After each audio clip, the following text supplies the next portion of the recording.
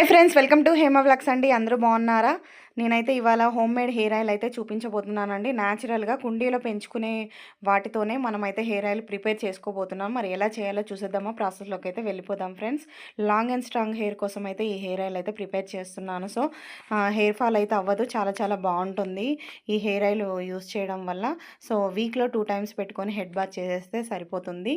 So ఇప్పుడున్న పొల్యూషన్కి అయితే hair అయితే చాలా ఫాల్ అవుతుంది కదండి. ఇలా చేసుకొని పెట్టుకోండి. వీక్లో 2 టైమ్స్ అయితే పెట్టుకోండి. చాలా చాలా న్యాచురల్గా ఉంటుంది హెయిర్ కూడా. హెయిర్ గ్రోత్ ఉంటుంది, చాలా బాగుంటుంది. ఓకేనా ఫ్రెండ్స్, ఇప్పుడైతే ప్రాసెస్లోకి అయితే వెళ్ళిపోదాం. ముందుగా మందారం ఆకులు అయితే తెంపుకోవాలండి. ఆ తర్వాత గోరింటాకు కుండీలోనే పెంచుకున్నాను, ఆకులు కూడా తెంపుకోవాలి. కొంచెం కరివేపాకు తెంపుకున్నాను, కరివేపాకు కూడా కుండీలోనే వేసుకున్నాను నేను.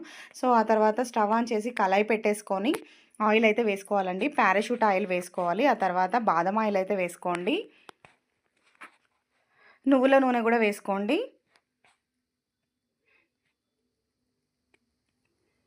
ఆముదం కూడా వేసుకోండి. దీంట్లో అయితే స్కిప్ అయిపోయింది, సో స్కిప్ మిస్ అయింది.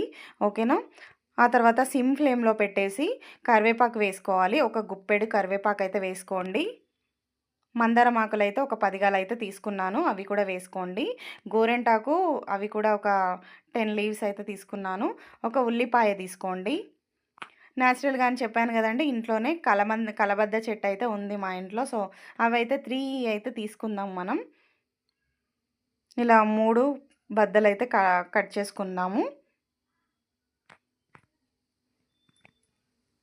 ఇవి నీట్గా వాష్ చేసేసుకొని చిన్న చిన్న ముక్కలుగా అయితే కట్ చేసి పక్కకు పెట్టేసుకుందాము. చూడండి, లో ఫ్లేమ్లో పెట్టేసి మనం ఇందాక వేసేసుకున్నాం కదా, అవన్నీ కూడా ఇలా మంచిగా మరిగించుకోవాలి. హై ఫ్లేమ్లో అస్సలు పెట్టకూడదు, లో ఫ్లేమ్లో పెట్టేసి ఇవన్నీ కూడా మంచిగా మరిగించుకోవాలి. ఆ తర్వాత కలోజీ సీడ్స్ 1 టీ స్పూన్ అండి. మెంతులు 1 టీ స్పూన్ వేసుకోండి. ఖర్జూరాలు అంటారండి ఇవి, పర్ఫ్యూమ్ ఫ్లేవర్ అయితే ఉంటాయి. ఇవి ఆయుర్వేదిక్ షాప్లోనే దొరుకుతాయి, మనకి నియర్ బై అయితే దొరకవు. సో అవి చాలా బాగుంటాయి. లవంగాలు అయితే ఒక 4 వేసుకోవాలి. ఫ్లాక్ సీడ్స్ అంటే అవిసె గింజలు 1 టీ స్పూన్ వేసుకోండి. ఇవన్నీ కూడా లో ఫ్లేమ్లో పెట్టి మంచిగా మరిగించుకోవాలండి. అవి గోల్డెన్ కలర్ వచ్చేంత వరకు అయితే మరిగించుకోవాలి ఆయిల్ అంతా.